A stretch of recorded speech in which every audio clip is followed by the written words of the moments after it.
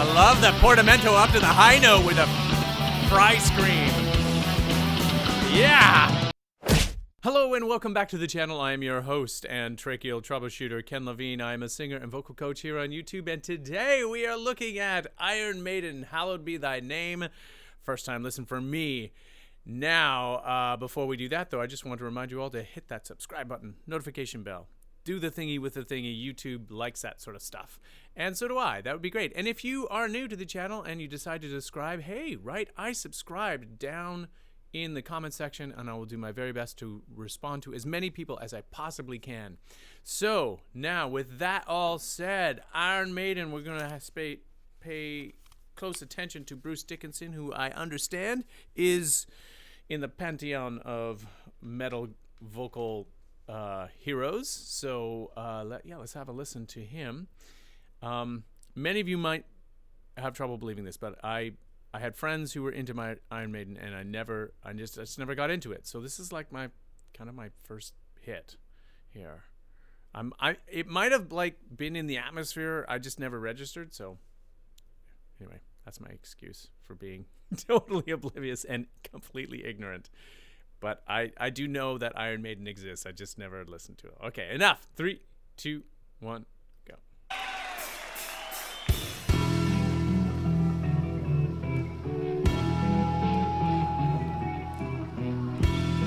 So I did read up on the lyrics a little bit before, and this song, the theme is I'm waiting in my cold cell.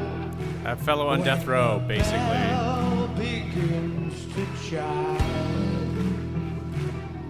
reflecting on my past life, and it doesn't have much time. Oh, what is he doing with his finger there? 5 o'clock, they take me to the gallows pole. Bruce Dickinson's diction is incredible. I can hear every word. Time for me are running low.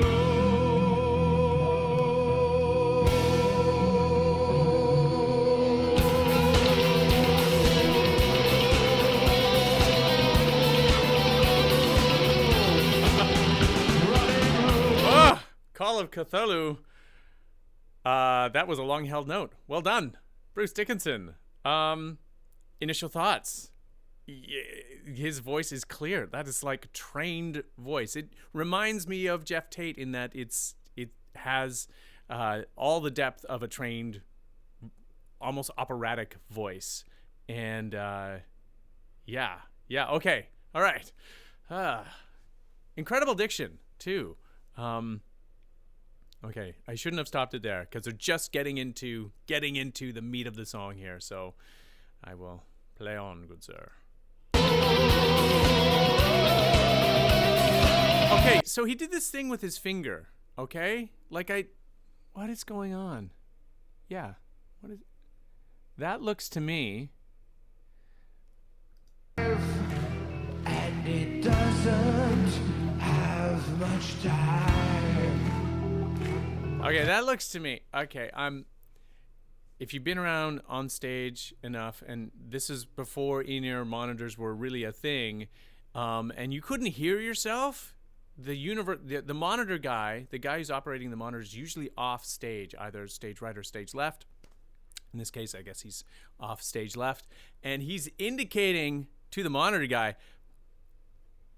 bring it up, bring up my vocal. I can't hear myself. And I guess, you know, from where he's situated, he's way up high, man. Look at that. You know? Yeah, so there's Mr. Dickinson. He's on the scaffold right beside the drummer, and he's miles away from these monitors here. He needs to hear himself. Usually, actually, it's a curious effect. When you're on stage, the further away you move from the monitors, almost the more clarity and depth you get of your own voice, especially if you're a vocalist. And part of that is just essentially where they're positioned and how they're angled up. It can be a little bit daunting for people using monitors for the first time and not necessarily realizing that the monitors might just be pointing at their knees as opposed to their ears. And it makes a huge difference.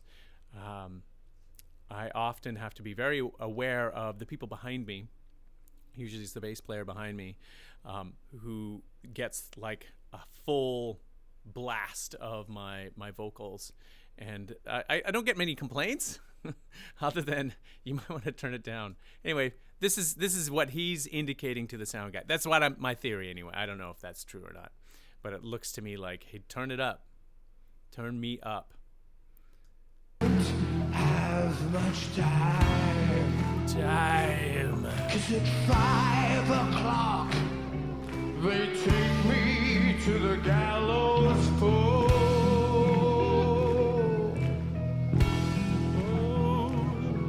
The sands of time for me are running low. Oh, this is that long note.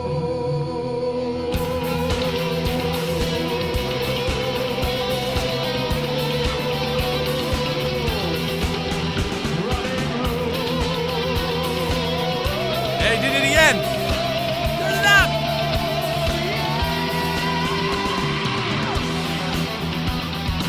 I love that portamento up to the high note with a fry scream. Yeah.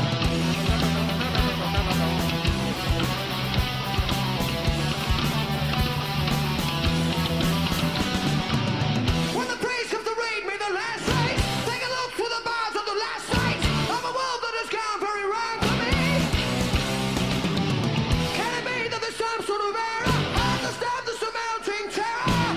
Is it really the end of some crazy dream? Somebody please come in that I'm dreaming. It's not easy to stop from screaming, but words escape me when I try to speak. Can't go, but why am I crying? After all, I'm not afraid of dying. Couldn't believe that there never is a day. Oh, okay. Hang on. I just gotta stop. Da-da-da-da-da-da-da-da-da. That's high. That's high. That's really high. And sustain. That whole verse is like one note. What note is that? Is that a B? B flat?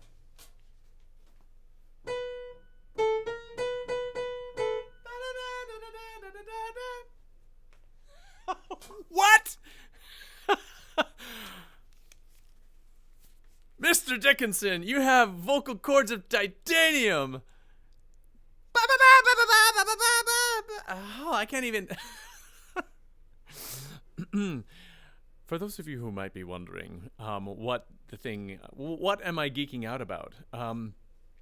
He's sustaining those notes above his second break, and they seem to be fully supported chest register with a little bit of vocal rasp notes above your second break.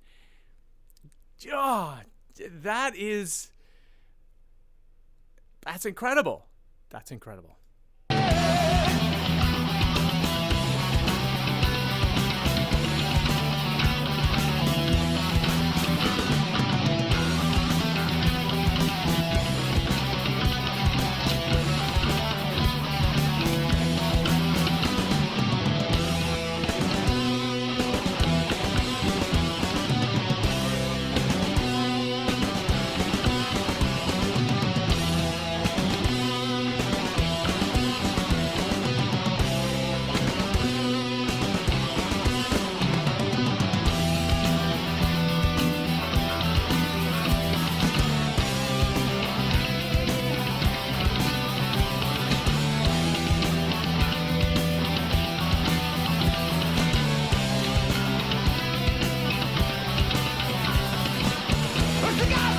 Okay, that is one of the best mixed live sounds I've heard from this era. That is whoever mixed this, it sounds so clear and so pristine. That sounds great. That sounds great. Love that guitar riff too. And how they changed it up. Da da da da da da da da da da da da da da. it seemed like there was like a rhythmic shift there. It was really cool. Okay. Somebody cries from the sound, tell me when you, and then again, why does he let me go? As I walk my life just before me, I know the end is near, I'm not sorry. Get so soul, cause it's ready to fly away. My words believe my soul lives on, don't worry now. But I have gone behold to see the truth. When you know that your time is close, and every begin to begin to understand life that ain't just a strange illusion. Okay, so the words are really clear, and he's up above that break, not interrupting that vocal line at all, making sure that the diction is there. What? Ah. How?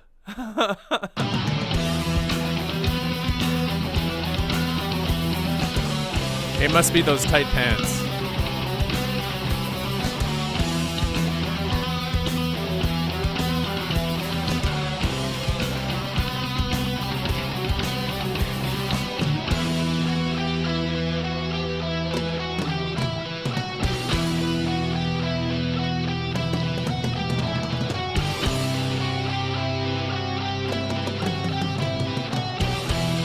The drums sound amazing.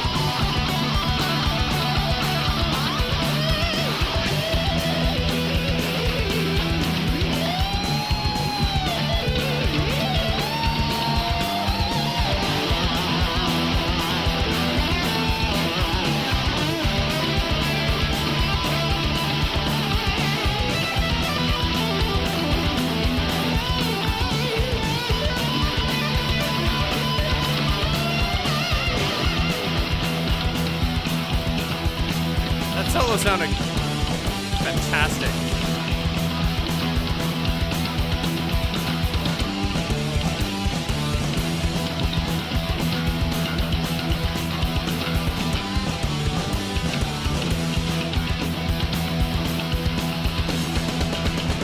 Hang on, I just want to stop just for a second there and geek out on these change-ups that they're doing, da-da, da-da, da-da, da-da, and keeping that driving pulse moving through.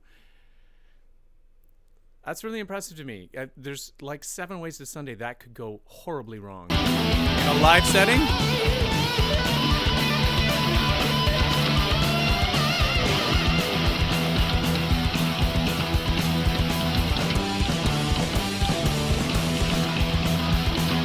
okay.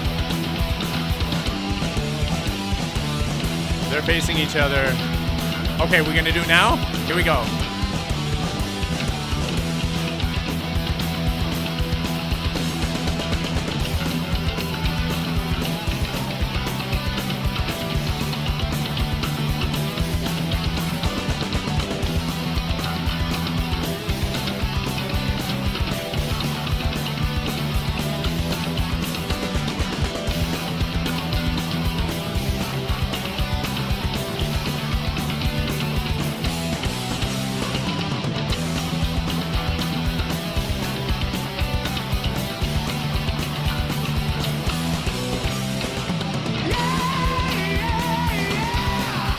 Yeah, lots of vocal rasp there.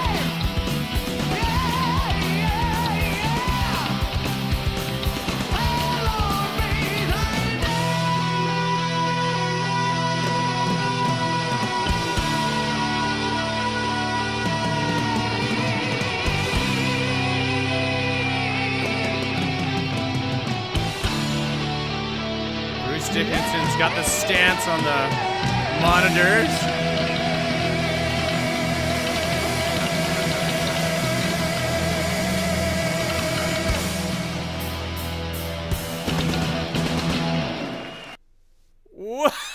Yeah! cock and gun? Bruce Dickinson is elevated to like god level singer. What the hell was I? Oh man. Okay, so I don't know why I missed it. I missed the whole thing. I missed the whole Iron Maiden thing. And now I'm just getting into it. Guys, help me out. Where do I go next? Where do I go next? What? Okay. So I don't even know how to unpack that. Like I just amazing performance, incredible vocals. Everything was clear. That audio recording was like the video taping, the whatever the movie making. Obviously, they struggled with trying to get it lit properly so you could see them. But the audio was just like immaculate. You could hear everything. I wonder. Does anybody know? Is that the like live from that particular show, or did they marry that up with like the studio recording? Because it just sounds so good. It sounded so good. Like I almost can't believe it. Okay, so wow, I really enjoyed that. Thank you, dear viewers. Who I don't know which one of you suggested that I check that out. I need to keep better notes on that sort of stuff. Thank you. I enjoy that. Yeah, the next question is where do I go next in my Bruce Dickinson geek out wormhole? I don't know what to call it. There's obviously more to mine. He's a fantastic vocalist. There's much more going on with the band than I realized. So yeah. Thank you again. And if you have any comments, please, of course, you know where to do the commenty thing down below. I do read as many as I possibly can, and I learn a lot from you guys. So now, if you are a vocalist who is trying to elevate your game to God level, I strongly suggest you reach out to a vocal coach. The best way to do it is to contact someone local in your area. If not, times being what they are, there are many of us out here in YouTube land. You don't have to work with me, but if you want to, I will be sure to leave that link in the description below. You can check out my stuff there.